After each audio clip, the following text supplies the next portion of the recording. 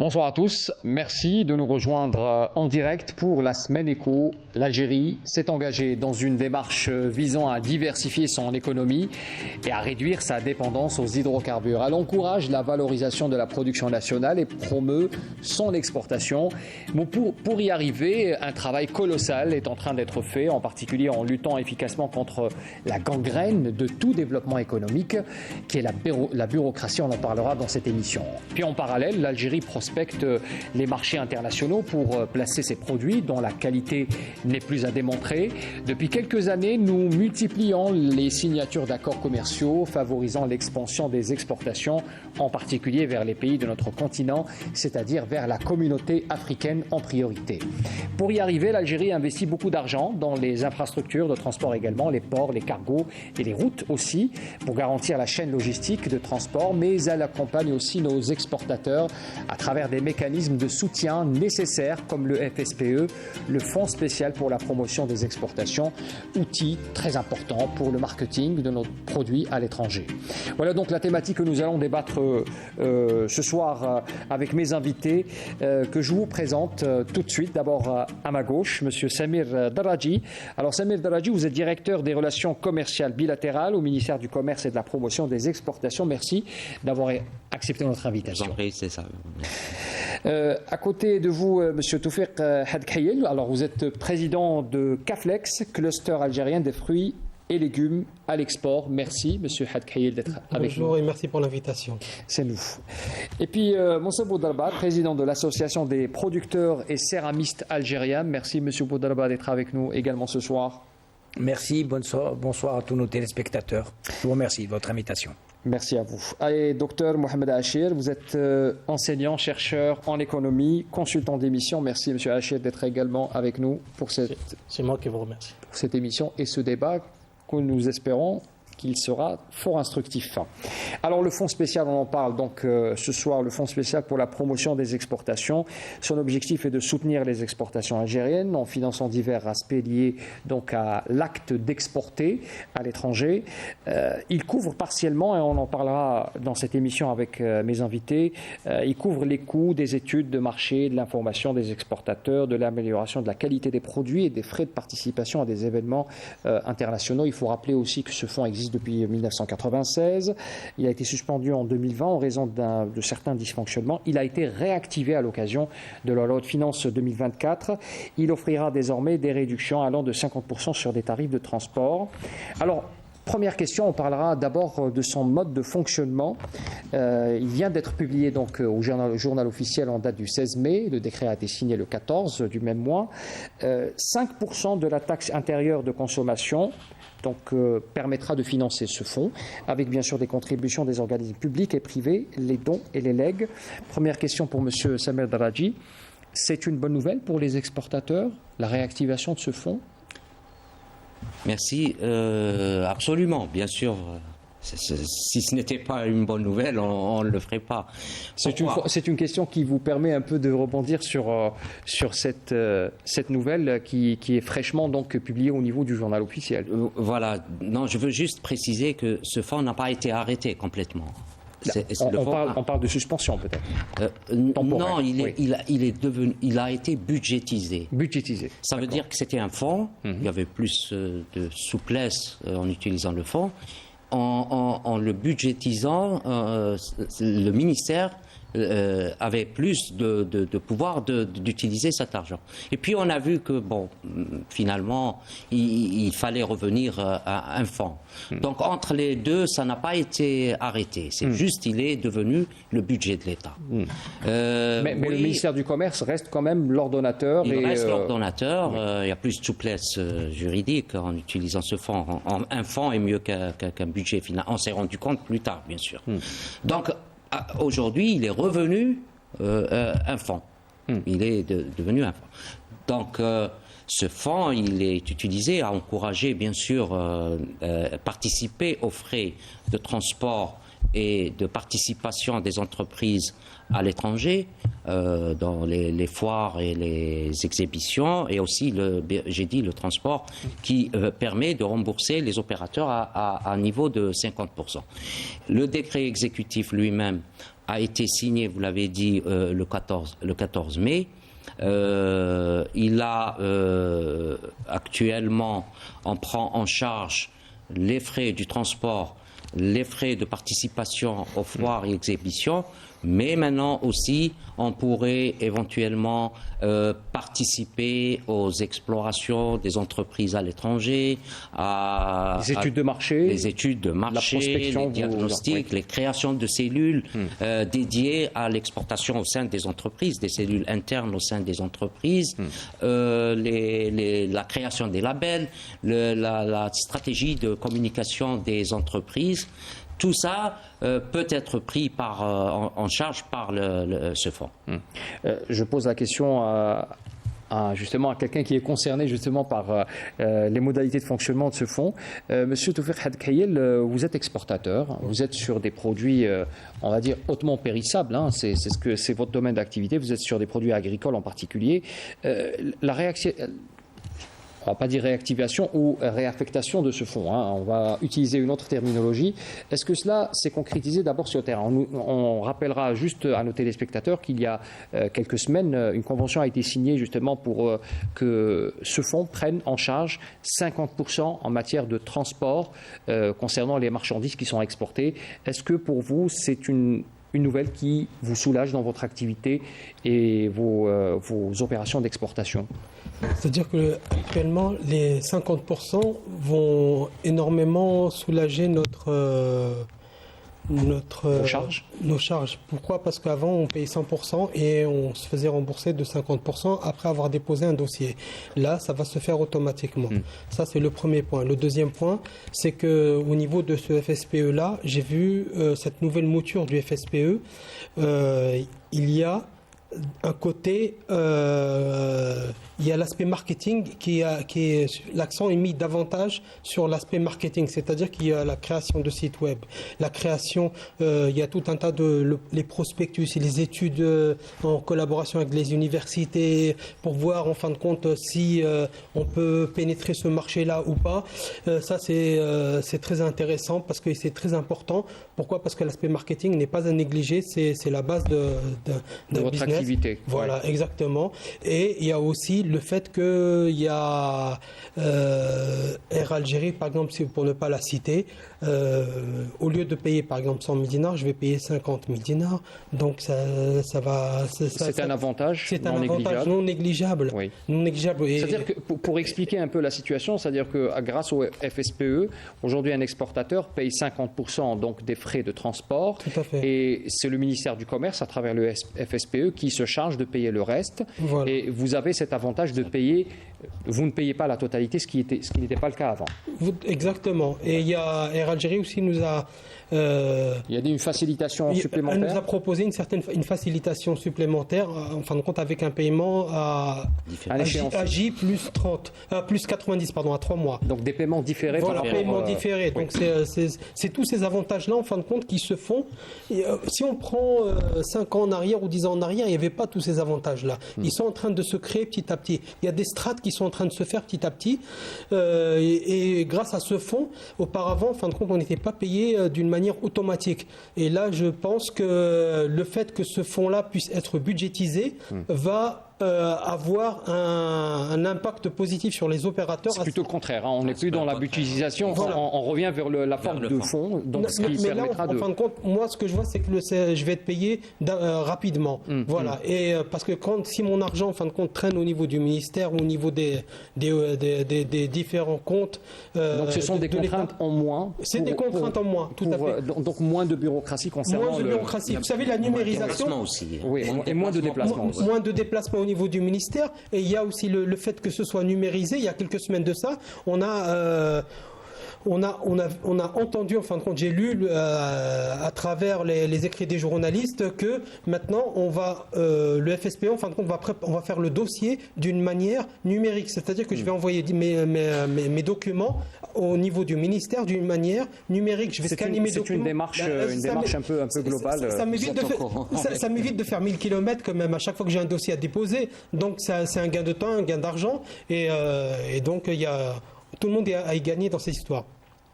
Moussa Boutalba, ce que vous entendez là, vous êtes exportateur aussi. Écoutez, vous êtes dans un autre domaine, mais oui. Vous êtes aussi touché que M. Hadkayel. Et écoutez, nous, la céramique, on a été, je parle sous le contrôle de M. Daraji, on a été les premiers pionniers. On a accompagné le gouvernement algérien dès que la possibilité des ouvertures terrestres avec nos pays voisins, etc., ont été mis en place. On a tout de suite mis nos produits dans le pipe, si je peux me permettre l'expression. Donc on a été, on a pris le risque de faire ce que nos amis agriculteurs font depuis 40 ans, puisqu'ils sont depuis installés sur le marché international depuis beaucoup plus longtemps que nous. Nous, les produits céramiques, comme vous le savez très bien, on a maîtrisé totalement aujourd'hui le know-how, la technologie, la qualité sont de standards internationaux. Ça nous permet de voir loin et de voir, de nous préparer à de gros volumes d'export. Donc c'est important que toutes les conditions de la mise en place d'un commerce extérieur sérieux, consolidé, soient mises en application rapidement avec des interlocuteurs officiels comme du gouvernement, comme le ministère du Commerce, le ministère des Finances, le ministère des Affaires étrangères doit aussi être impliqué pour véritablement accompagner l'exportateur algérien à pénétrer les marchés parce que, comme vous le savez, on ne va pas le répéter à plusieurs reprises, il faut s'installer durablement dans un marché extérieur. C'est ça l'enjeu. Le challenge, il est là, c'est-à-dire prendre la marchandise algérienne qui offre toutes les garanties internationales, tous les standards, tous les ISO sont requis pour aller s'installer durablement et créer l'habitude du consommateur africain. C'est cela le défi ? Absolument. Donc, et pour faire ça, il faut non seulement avoir la qualité, il faut maîtriser les coûts de transport. Ça a été, je pense que le président de la République l'a suffisamment souligné à plusieurs reprises. Depuis une année, il a mis en place, des réflexions. Les choses avancent sérieusement, concrètement sur le terrain. Je pense que le volet transport est en train de s'améliorer sérieusement. Il y a une stratégie transport et export qui est en train d'être mis en place avec toutes les organisations patronales spécialisées et puis les organisations nationales. Donc je pense que l'exportation avec les 30 milliards d'euros qui ont été annoncés par le ministre du Commerce qui veut atteindre cet objectif peuvent se réaliser si nous travaillons main dans la main, puisque cet objectif doit être partagé, la responsabilité est de tous. Engager toutes les entreprises algériennes pour relever ce défi et puis faire ce qui se fait dans les pays qui ont déjà une expérience d'exportation. Nous avons l'avantage d'avoir d'excellentes relations avec la Tunisie, qui est un pays qui maîtrise très bien le segment export, puisque ça fait partie avec le tourisme des deux activités qui rapportent de l'argent à la Tunisie. Ils ont aujourd'hui un système bancaire, ils ont toutes ces facilités de fonds, de garantie, d'assurance, d'accompagnement sur le plan, légal, qui fonctionnent très bien. Donc, nous avons d'excellentes relations politiques avec nos amis tunisiens. C'est-à-dire que nous avons tout à gagner à aller apprendre un peu, travailler en étroite collaboration avec nos amis tunisiens. De se rapprocher avec nos amis tunisiens pour pouvoir bénéficier de ce qu'on appelle le partenariat gagnant-gagnant. C'est-à-dire, aujourd'hui, l'Algérie, comme vous le savez, elle maîtrise un certain nombre de secteurs industriels comme l'agroalimentaire, les matériaux de construction, le ciment, le fer, la céramique, tout ce qui est transformation des produits de la terre agricole, le pharmaceutique. Tout ça doit être fait dans une véritable stratégie, comme l'a souligné le président de la République, pour accompagner toutes ces entreprises algériennes qui ont fait des percées, mais qui voudraient consolider ces percées, continuer à s'installer durablement dans ces marchés, avec des comptoirs, des zones franches, des C'est-à-dire showrooms. que, si je résume un peu ce Oui, que vous bien êtes en sûr. train de dire, c'est-à-dire qu'aujourd'hui nous sommes sur une démarche avérée, Ascendante, oui, ascendante. une démarche avérée qui a été Oui. donc exprimée à travers la politique exposée par le président de la République. Oui, absolument. Et il y a des étapes qui ont été concrétisées, mais cela prendra du temps pour qu'il y ait une adhésion. Oui, il y a une impatience parce que le potentiel, Il est M. là. Taradji, le potentiel, on connaît notre pays, on connaît aujourd'hui, disons, la maîtrise des coûts de production, puisque nous sommes un pays quand même producteur d'énergie fossile qui est intéressant. Nous avons une place aujourd'hui qui nous permet de développer nos ports. Le président de la République a souligné qu'il devait avoir une stratégie de gestion efficace des ports pour pouvoir être compétitif. C'est ça le challenge, parce que la gestion du timing de la marchandise qui est entreposée dans nos ports, c'est un défi à relever avec nos amis partenaires qui sont engagés dans les programmes de management. Nous ne devons pas avoir peur de s'associer avec les meilleurs opérateurs de gestion des ports. Effectivement. Nous avons fait des expériences avec nos amis asiatiques, ça fonctionne bien. Il faut encourager les pays. Moi, j'aimerais, si vous permettez, Oui, bien sûr. Monsieur Bouderbas, parler de la dimension économique, Oui. de ce qui a été fait jusqu'à présent. Le fonds spécial, il est venu à point nommé, il a été repensé, remodelé pour correspondre à une réalité sur le terrain. Beaucoup d'exportateurs ont formulé des attentes concernant peut-être des lenteurs administratives, des lenteurs bureaucratiques. Aujourd'hui, il y a une réponse favorable qui va donner un coup de boost à cette action, à cet acte d'exporter. La dimension économique, M. Hachir? Oui, bien sûr. Donc l'État, il est toujours dans sa politique volontariste D'encouragement. des opérateurs économiques, surtout de la PME. Parce que, fondamentalement, quand on est une grande entreprise, et surtout quand on est inséré dans les chaînes de valeur mondiales, les grands groupes, On est à l'aise? on les appelle aussi les champions. On a quand même quelques champions en Algérie. Donc, je pense qu'ils connaissent déjà, comment dirais-je, Les mécanismes, les peut-être. mécanismes, les techniques. Même le financement ne pose pas de problème aussi. Exactement. Donc, il ne nécessite pas réellement un accompagnement actif financier de la part de l'État et des encouragements. Même si c'est toujours, il faut les accompagner, même ces grandes entreprises, parce que nous sommes dans une politique globale de diversification de l'économie et de diversification des exportations, c'est-à-dire augmenter les exportations hors hydrocarbures. La loi est pour tous. Bien sûr. Donc, mais nous sommes aussi, il faut dire un peu les choses telles qu'elles sont. Nous sommes toujours dans une phase d'apprentissage à l'export, parce que l'export, Mais cela s'explique aisément, M. Hachir. Nous sommes un pays traditionnellement exportateur d'hydrocarbures. Voilà, c'est ça. C'est Donc, une nouvelle politique qui s'installe et puis voilà, les exactement. avancées sont... D'ailleurs, c'est depuis maintenant à peu près 3 ans, 4 ans qu'il y a eu même un débat Concret. concret. Il y a eu quand même un discours de la part des hautes autorités de l'État sur la nécessité d'y aller vers l'export, de valoriser la production exportable. Le président a même tracé des objectifs. Prise de Exactement, conscience, oui. une prise de Et- conscience. Et le président de la République a même boosté un peu cette dynamique d'exportation. On a atteint les 7 milliards de dollars en 2023.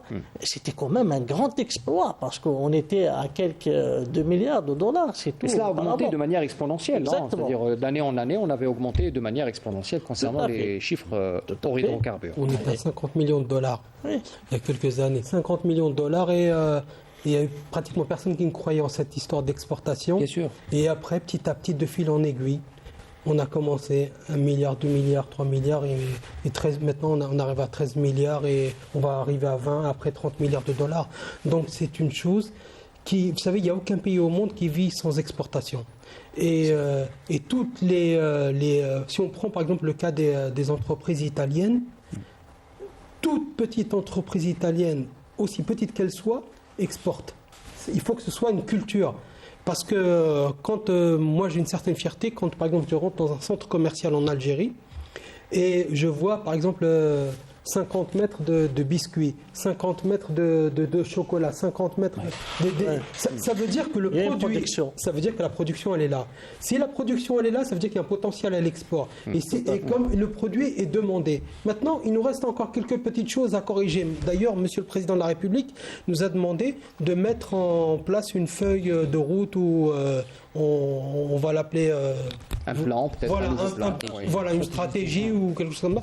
Et il faudrait en fin de compte que les différents opérateurs économiques, il faudrait que le ministère du Commerce et il faudrait que toute personne qui intervient puisse donner son point de vue. Et maintenant, en fin de compte, en 2024, l'opérateur économique de 2024 n'est plus de celui qui avait en 2016. C'est-à-dire les réflexes ont changé. Les réflexes ont changé, on a pris l'expérience. Oui. Moi, j'ai pris l'expérience. J'ai pris beaucoup, Et puis, il ne faut beaucoup pas oublier d'expérience. aussi un autre élément qui est très important, c'est-à-dire après la crise Covid, les choses ont changé de manière radicale. Tout C'est-à-dire a un changé. ralentissement de l'économie mondiale qui nous a donné peut-être une chance. Prise de conscience aussi. Oui, et prise de conscience aussi par rapport à notre présence à l'étranger et de créer cette richesse qu'on pourrait exploiter. Monsieur Samuel Daradji, j'aimerais vous revenir sur la question de la céramique. Oui. Monsieur Moussa Boudarba avait parlé de ce capital de savoir-faire qui a été acquis au fil de ces dernières années.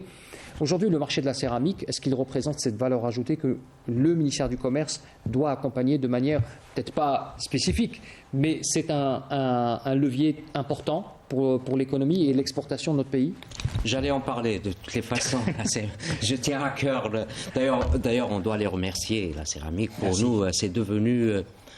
C'est la troisième industrie, hein, Voilà. potentiellement exportable. C'est comme si on veut convaincre un opérateur, on lui dit c'est possible. Ils ont réussi, la céramique a réussi et ils exportent vers des pays qui étaient producteurs et qui sont producteurs Bien de sûr. céramique. En Europe. l'occurrence, En Europe. en Europe. Le Portugal peut-être, Portugal, l'Espagne, l'Italie. Donc, Pour des raisons écologiques, pour des raisons de maîtrise des coûts des matières premières, l'Algérie a une véritable carte extraordinaire à jouer là-dessus. Et je pense que nous avons investi, nous, personnellement, dans la céramique, nous avons fait des transferts de technologie européens. Donc nous sommes aux normes européennes. Et aujourd'hui, nos produits sont largement acceptés en Europe. Et le gouvernement algérien a tout à gagner dans cette affaire pour repositionner notre céramique dans le sens inverse Absolument. qui existait il y a quelques années. C'est quand même... Mais vous vendez tellement c'est bien, M. Boudarba, c'est la extraordinaire. céramique algérienne. On essaie, on essaie. On commence à consommer. On essaie de faire le maximum. Sans aucune, Ouais. Et ceci malgré les freins qui sont d'un point de vue normatif. Oui. Comme en France, on a le Oui. CSTB, Centre scientifique et technique du bâtiment. Oui, oui. Il y a j'ai eu l'occasion Oui, oui, de c'est le vrai. visiter il y a quelques années. En fin de compte, on fait des tests et tout ça sur la céramique et nos produits passent les frontières, et ils passent les tests et ils sont vendus dans les supermarchés, Parce que les nous- hypermarchés Oui. européens. Donc c'est une Non, parce excellente que nous chose. faisons le travail en amont. Bien sûr, vous Dans préparez nos le terrain. laboratoires, oui, d'abord nous maîtrisons le process de transformation des matières premières, ça c'est très important. Ensuite, nous faisons des tests régulièrement pour maîtriser cette qualité. D'abord pour respecter les normes de qualité, parce qu'il faut que les gens sachent qu'aujourd'hui, le consommateur algérien est devenu exigeant. Bien sûr. Ah ben oui, il recherche la qualité, le prix. Donc il cherche le rapport qualité-prix, premièrement sur le marché local. Donc tout ce que nous faisons dans ce cadre-là pour pouvoir ensuite nous diriger vers l'export. Donc C'est pour cela que Absolument. j'ai dit que Absolument. c'est un produit de référence pour nous. oui, oui, Il y a- Ça a été possible avec Allez-y, la allez-y, céramique monsieur vers l'Europe. oui. Et donc tout est Et le possible. Moyen-Orient aussi. Vous avez avons- parlé de Ouais. potentiel. Le potentiel, il est là. oui. Oui. Et au niveau du ministère du Commerce, c'est-à-dire que ce genre de produit, il y a une attention particulière. Est-ce que aujourd'hui les mesures d'encouragement sont ciblées par rapport à des produits qui sont potentiellement rentables pour nous? Oui. Oui, D'abord, on peut vendre plus cher bah, par rapport aux Asiatiques, à la Oui. concurrence. On peut vendre plus cher parce que d'abord on est proche. On est quand même la rive sud de la Méditerranée. On maîtrise les coûts d'énergie. Donc on peut doubler, tripler nos prix. Et donc ça peut être intéressant en retour d'investissement pour Donc le coût de l'Algérie. production peut Bien être sûr, un avantage bien pour... sûr. À l'avantage de l'Algérie. L'Algérie possède Absolument. beaucoup de dotations naturelles d'abord et Oui. comment on appelle ça, les avantages comparatifs. Exact. Et nous portons, pour répondre à votre question, bien sûr que nous portons une attention particulière à ceux qui réussissent et à ceux aussi qui essayent de prendre exemple des autres. On se connaît d'ailleurs suite aux plusieurs réunions, on se réunit souvent pour comprendre un peu les contraintes, comment déverrouiller les obstacles à l'export. On s'est rencontrés plusieurs fois avec les filières, pas seulement avec les matériaux de construction. On s'est rencontrés avec aussi les produits agroalimentaires, les fruits et légumes. Et on travaille beaucoup en collaboration. Oui. C'est-à-dire que le mythe selon lequel la bureaucratie et les portes fermées, c'est définitivement derrière nous. Aujourd'hui, le dialogue est permanent et les moyens de... En tous les cas, je peux vous le confirmer au ministère du Commerce. Vous êtes venu non, il y a une tradition d'ouverture totale. De discussion comme celle-là. On connaît tous les gens, les responsables nous reçoivent. Et puis, on recense leurs doléances. Maintenant, il reste, bien sûr, on reste un pays jeune en matière d'exportation. On est en train d'apprendre, nous aussi. On a à peine commencé il n'y a pas longtemps. Et puis, on est monté en flèche pour faire 7 milliards de dollars. Nous-mêmes, on n'y croyait pas. C'était extraordinaire. C'est-à-dire cela démontre tout le potentiel qui est encore en voie d'exploitation. Et quand on entend qu'il y a une filière qui a réussi, comme Pharma aussi, c'est tout bénef pour tout le monde. Très bien. Monsieur Hachir, je voudrais vous solliciter, on aimerait aussi avoir l'avis de l'économiste sur cette montée fulgurante des chiffres en matière d'exportation. La prise de conscience, elle est avérée aujourd'hui. Bien sûr, on voit surtout, et cela vient d'abord d'une remontée de filières. On a des filières qui ont connu une dégradation, peut-être un repli. Avant, justement, il y avait, parce qu'il faut dire les choses aussi, on était mono-exportateur, mais aussi on a eu des grandes largesses pour l'importation. On a porté tout pratiquement. Mais il y a eu une politique, même si relativement critiquée, etc., parce que peut-être il y a eu un peu quelques insuffisances, mais c'était une politique, disons, de rationalisation des importations qui a donné ses fruits. C'est une politique qui a permis justement... Qui a été parfois mal comprise. Parfois mal comprise, effectivement, mais c'était nécessaire. C'était nécessaire de passer par, disons, cette rationalisation, voire même par certaines restrictions. C'était nécessaire. Et tous les pays industrialisés ont commencé par la protection des industries naissantes. C'est fondamental. Donc là, on a eu cette révision un peu des importations. On a permis progressivement, quand mon ami parle de 50 mètres de biscuits, etc. Pourquoi? Parce qu'on les a protégés aussi. C'est important. Et on nous a beaucoup voulu par rapport à ça.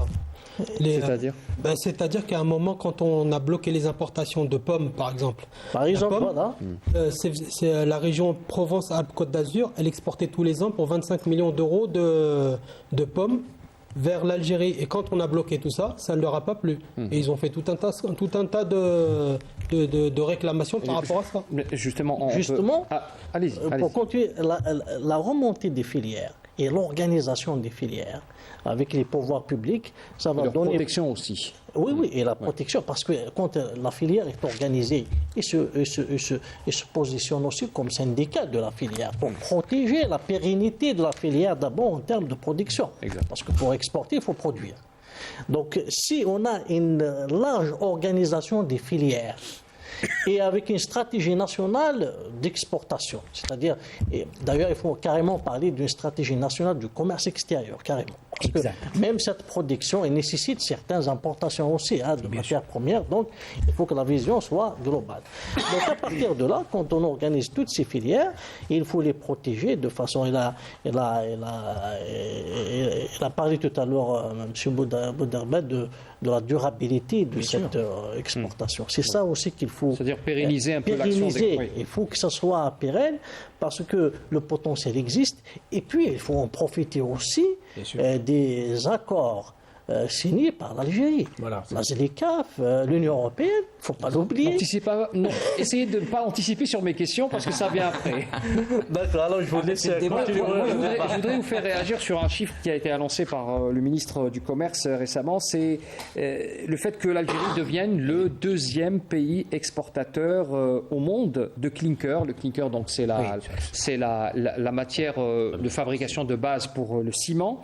Alors, c'est en 2023. Nous exportons juste derrière le Vietnam, qui est un pays frère et ami, avec un chiffre de plus de 438,84 millions de dollars, pour être précis.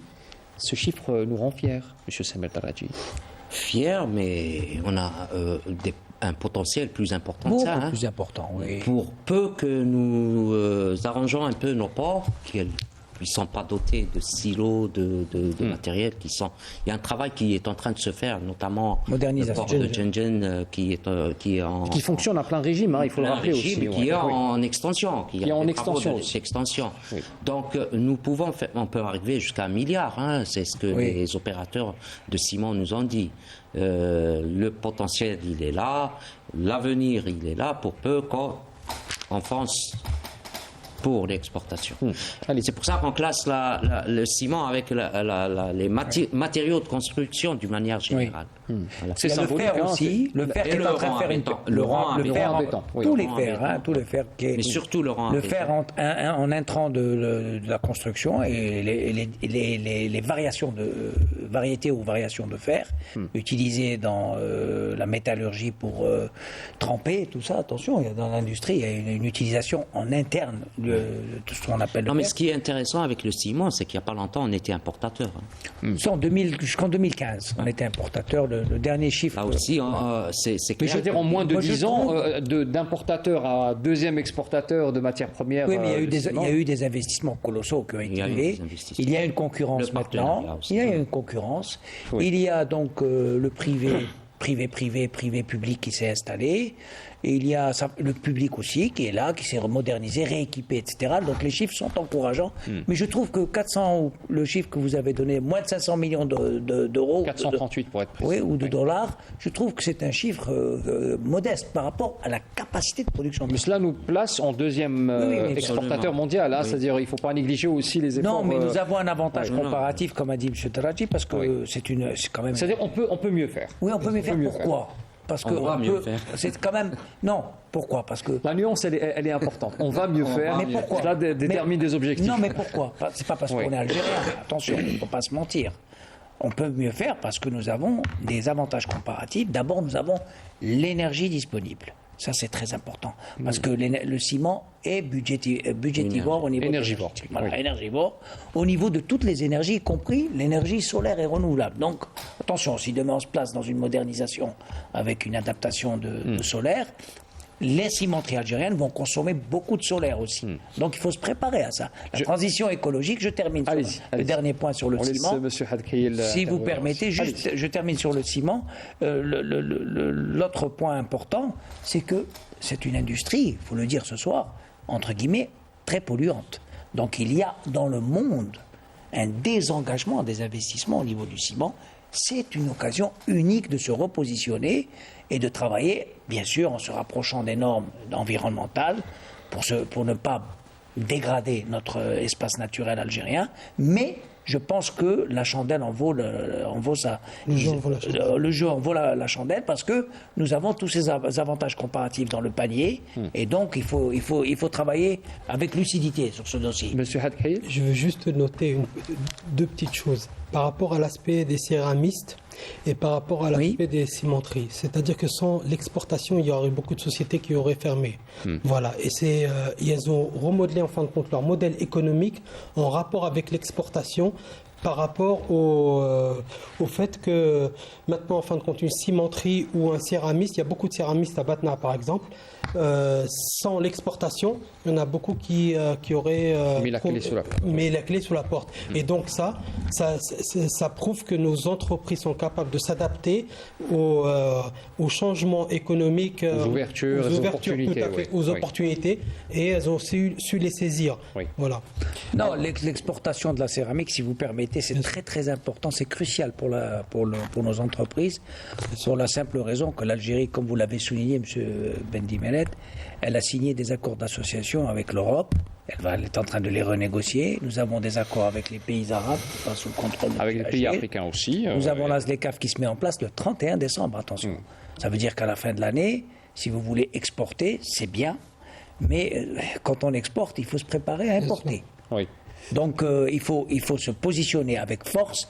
Et avec... Justement, la question de la ZLECAf, elle est importante. Oui. J'aimerais écouter votre avis, monsieur Daladji, sur la zone de libre-échange africaine, qui est une réelle opportunité pour les entreprises algériennes. Et aussi, il y a aussi des zones franches. Bon, c'est aussi un accord qui est fait par rapport à des pays voisins. La ZLECAf aujourd'hui, est-ce que c'est une opportunité? Est-ce que c'est une stratégie qui est au cœur justement du travail que vous êtes en train de faire en ce moment au niveau du ministère du Commerce? Oui, bien sûr. La question va de soi, mais on aimerait avoir quelques précisions. On peut pas s'en échapper. C'est clair qu'il faut tourner le dos, retourner voir l'Afrique. L'Afrique est un potentiel énorme pour les échanges commerciaux, comme a précisé. Oui, c'est ça. Les échanges, bien sûr, parce que sans échange, on ne peut pas demander à un État de lui vendre quelque chose sans prendre... et d'acheter. C'est pour ça qu'on l'appelle libre-échange. Et Bien la sûr. zone, elle est une zone de libre-échange, justement. Bien sûr.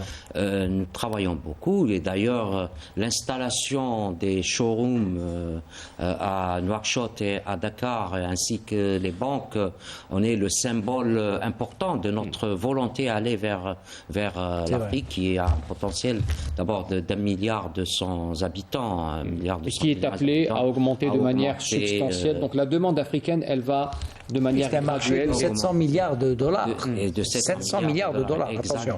Et donc, Consommation globale au voilà. niveau des importations. Voilà. Donc l'Afrique, elle est au cœur de notre travail actuellement, Bien sûr. notamment dans les structures de coopération internationale. Très bien. La ZLECAf va avoir beaucoup d'avantages. Le premier, c'est que par exemple, quand vous prenez une usine de fabrication automobile, si elle est hors zone ZLECAf, vous allez avoir des droits et des taxes à payer. Alors que lorsqu'elle est à l'intérieur du continent africain, admettons en Algérie, vous allez pouvoir exporter vos voitures, monter en Algérie vers tout le continent africain. Donc vous êtes exonéré. Avec un avantage vous êtes fiscal non droit, négligeable. taxes douanières et tout ce qui s'ensuit. Vous avez juste la partie logistique qu'il faut fournir. Et ça, c'est pas négligeable. Monsieur Khatri, je me permets de vous interrompre. Il y a l'appel à la prière pour Salat al-Aïcha. On revient tout de suite après pour ce débat. Ok.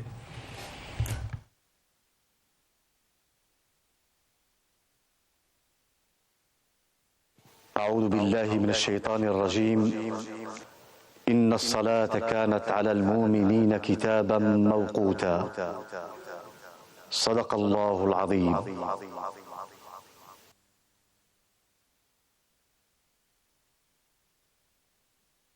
الله أكبر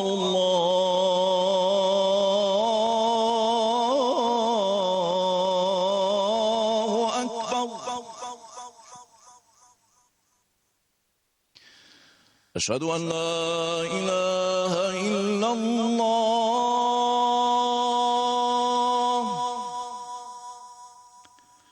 أشهد أن لا إله إلا الله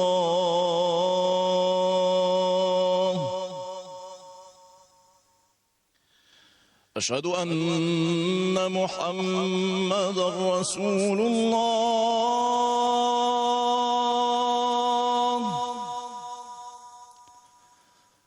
أشهد أن محمدا رسول الله حي على الصلاة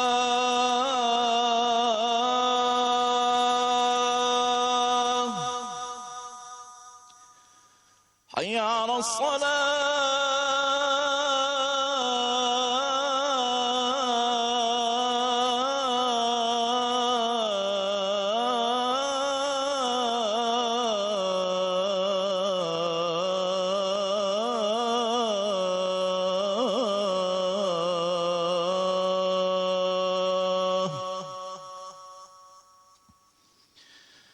حي على الفلاح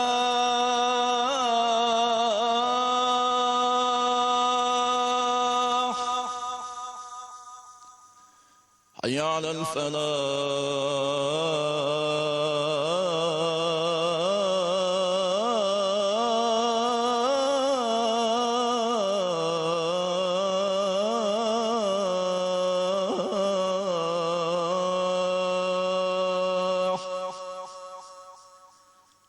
الله أكبر الله أكبر لا إله إلا الله اللهم رب هذه الدعوة التامة والصلاة القائمة آت محمدا الوسيلة والفضيلة وابعثه مقاما محمودا الذي وعدته. Voilà, c'était donc l'appel à la prière pour Salat al-Aïcha pour Alger et ses environs. Taqabbal Allah Salat al-Jami'. On revient donc vers le débat et nous parlions juste avant l'appel à la prière de la zone de libre-échange africaine, la ZLECAf, qui représente un avantage stratégique, pas seulement pour l'Algérie, pour tous les pays africains, mais on imagine le potentiel que cet accord peut permettre offre à nos entreprises, M. Hachir. Tout à fait. D'ailleurs, l'Algérie est parmi les 8 premiers pays africains qui ont Initié le processus, oui. le processus de la zone de libre-échange africaine parce que d'abord ça participe à cette intégration interafricaine, mais aussi c'est cette opportunité très importante qu'on retrouve dans les marchés africains, même si on veut dire que la concurrence est mondialisée. Donc il y a tous les pays du monde en Afrique, surtout les pays industrialisés. Mais c'est une grande opportunité parce qu'il y a la proximité, l'effet de proximité. Le commerce s'exerce aussi et boosté aussi avec la proximité. L'une des dernières études faites dans le commerce sur les questions de l'économie internationale et plus précisément sur les stratégies d'internationalisation des firmes multinationales. Donc il y a eu le mouvement de relocalisation des firmes multinationales, surtout occidentales, ce qu'on appelle le raccourcissement des chaînes de valeur, est justifié aujourd'hui, non pas par la maîtrise des coûts, par exemple de main-d'œuvre, etc., mais par les effets de proximité. Exact. Donc on regarde des zones par effet de proximité, l'Amérique du Nord avec le Mexique par exemple, les pays de l'Amérique latine, l'Asie et sur opposition en raccourcissement de chaîne de valeur et l'Europe aussi. Donc les perspectives aussi qui sont visibles puisque l'Afrique du Nord, donc c'est la rive sud de la Méditerranée et l'Afrique entière aussi, et doit créer ses propres chaînes de valeur régionales. Donc c'est cette perspective davantage qui est plus importante, c'est-à-dire y aller vers cet effet de proximité des pays africains. Et quand on dit l'effet de proximité, donc il y a aussi toutes les questions de diplomatie, de la politique, d'harmonisation, la volonté de l'Union africaine, etc. Et le potentiel existant. On parle d'ici quelques années peut-être d'une classe moyenne qui dépasse la population de l'Union européenne en Afrique. C'est-à-dire la classe moyenne africaine dépasse... Ce sont des études qui déterminent un peu... qui déterminent. Et c'est la Banque mondiale qui parle aussi de la réduction de la pauvreté. Donc tout ça, ça constitue... Il y a une amélioration. Un marché potentiel. L'Afrique est un marché potentiel. C'est pour rebondir ce que vous venez de dire, c'est que les choses aussi ne sont pas simples, hein. Attention en Afrique. L'Afrique, d'abord, la ZLECAf, c'est 54 pays, avec vraiment un déséquilibre dans le niveau de développement de chaque pays. Et donc, il fallait trouver des solutions à ce que la ZLECAf, on doit démarrer à la ZLECAf. Il y a une harmonisation d'abord du cadre légal, l'harmonisation de l'espace de... C'est difficile. Ce sont les niveaux économiques peut-être qui représentent peut-être le défi pour essayer de coordonner tout ça. Non, la solution a été dans le début, de relancer, initier déjà une initiative. L'initiative guidée, c'est quoi? C'est un mini ZLECAf de 8 pays qui commencent déjà à utiliser les échanges sans barrière tarifaire ou des barrières arrangées entre les 8 pays. C'est montrer qu'on commence, et à chaque pays qui arrive au niveau des 8 L'adhésion pays, se fait, il peut adhérer. Donc c'est une forme de courroie de transmission donc, qui Absolument. va permettre de démarrer un peu le... En même temps, pour Oui. nous, c'est un exercice de un commencer club, en fait. déjà, C'est c'est le quoi club. la ZLECAf dans un milieu un peu plus restreint. En tout cas, si vous me permettez, le défi actuellement, le plus délicat en quelque sorte, c'est un peu l'harmonisation des règles d'origine. C'est ça, Ça pose un grand problème. bien sûr. Mais s'il y a une volonté interafricaine, on peut surmonter ces problèmes d'origine. D'ailleurs, certains peuvent fixer un peu le seuil de 40% de taux d'intégration, 35%, 40%, ça dépend des produits. Donc c'est ça ce qui est important. Et il y a aussi, la ZLECAf a prévu un mécanisme, on l'a même évoqué dans l'une de nos émissions, des zones franches, les zones franches qui sont intégrées dans la ZLECAf. Donc si on installe de l'industrie dans les zones franches, l'Algérie d'ailleurs est initiatrice de ces zones, je pense, franches.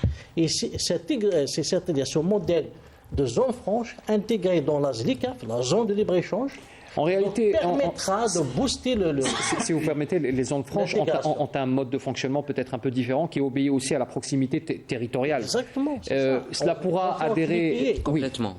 L'objectif est le même. Et l'objectif est le même si le mode de fonctionnement Est différent, est complètement différent. différent. On n'est pas dans une stratégie continentale, mais plutôt de pays à pays. C'est ça. Donc, j'aimerais aussi vous écouter sur... on revient vers l'exportation, qui reste le sujet de base de cette émission, sur les exportations des produits hautement périssables.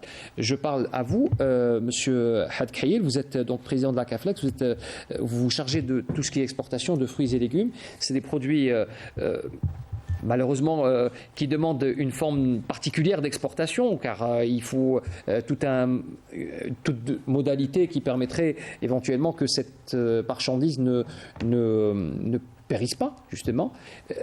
Les modalités aujourd'hui, on en a parlé déjà sur les couloirs verts. Est-ce qu'aujourd'hui, il y a peut-être des facilitations supplémentaires que vous percevez sur le terrain concernant l'exportation ? Une bonne exportation doit être bien préparée. Si vous préparez votre exportation, vous pouvez...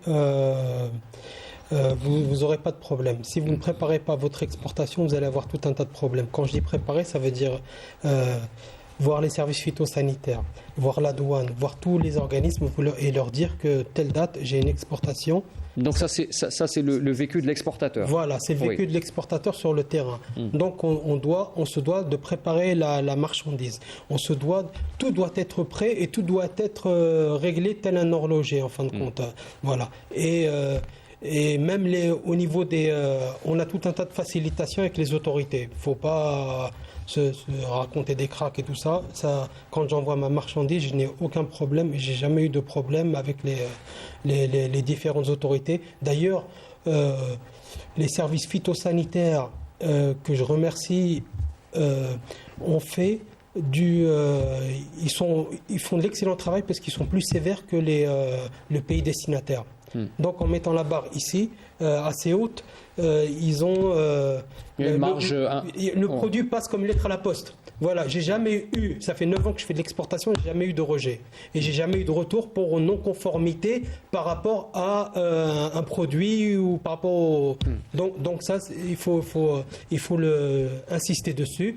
Le ministère du Commerce, il fait son travail correctement puisque... Justement, j'aimerais écouter M. Samed Aladji sur la question des produits hautement périssables. Il y a un régime particulier pour ces produits. Il y a d'abord le couloir vert pour le passage rapide de la marchandise. Et puis, on fait des efforts énormes pour pouvoir acquérir des cargos pour les produits hautement périssables. La signature aussi avec les moyens de transport. Logitrans joue un très grand rôle parce qu'elle a un potentiel aussi important en matière de transport, de froid, etc., notamment pour les produits qui vont vers le sud, vers la Mauritanie en l'occurrence, Donc il y a tout un travail qui est fait déjà, dans ce sens. qui est déjà fait, qui est déjà là. On arrive pratiquement à la fin de l'émission. Oui, moi je voudrais dire simplement sur l'Afrique, si vous permettez, un Allez-y, mot. allez-y. On vous a pas beaucoup écouté sur l'Afrique. Hein. Ben justement, c'est pour ça que je fais un rappel à l'ordre, si vous permettez, ce soir. Laissez-moi vous dire certaines vérités, même si parfois elles sont un peu cruelles, mais c'est pas grave. L'Afrique, c'est quand même 90% le secteur omniprésent, et c'est le secteur privé. Que ce soit dans l'industrie, dans l'agriculture, dans la distribution, etc. Donc, nous, on a fait quelques expériences. Le système de distribution, le système commercial est déjà en place dans ces pays-là. Donc, nous, on arrive, on s'installe, on essaye de se faire une petite place. Bon, on est arrivé à décarcasser les voies d'accès à ces pays-là. Simplement, il faut que maintenant, toute cette stratégie de l'export soit mise en application pour qu'on puisse consolider les entreprises algériennes. Concrètement, Sérieusement. vous parlez de quel aspect particulier? Écoutez, vous savez, les Chinois, par exemple, les Turcs et les Égyptiens sont déjà installés dans ce qui concerne notre filière.